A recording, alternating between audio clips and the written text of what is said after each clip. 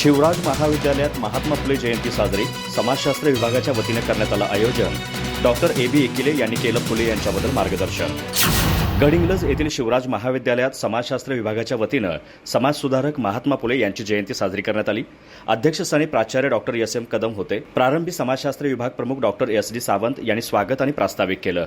महात्मा फुले यांच्या प्रतिमेचं पूजन शिवराज विद्या संकुलाचे सचिव डॉक्टर अनिलराव कुराडे आणि संचालिका प्राध्यापिका बीनादेवी कुराडे यांच्या हस्ते करण्यात आलं. या कार्यक्रमात हिंदी विभाग प्रमुख डॉक्टर एन.बी. एकिले यांनी महात्मा फुले यांच्या जीवनकार्याबाबत मार्गदर्शन करताना महात्मा फुले यांचे विचार आजही सर्वांना प्रेरणादायक आहेत. त्यांच्या जीवनकार्याची ओळख नव्या पिढीला होण्याची काळाची गरज आहे. त्यांनी त्या काळी समाजातील जातीभेद आणि अस्पृश्यता निर्मूलनाचं कार्य केलं असं प्रतिपादन केले. यावेळी रसायनशास्त्र विभाग प्रमुख डॉक्टर ए.एम. हसुरे, पर्यवेक्षक प्राध्यापक तानाजी चौगुले, डॉक्टर एस.बी. माने, प्राध्यापक एम.एस. घस्ती, प्राध्यापक प्रशासकीय कर्मचारी, विद्यार्थी विद्यार्थिनी उपस्थित होते. या कार्यक्रमाचं सूत्रसंचालन आणि आभार डॉक्टर रंगराव हेंडगे यांनी मानलं.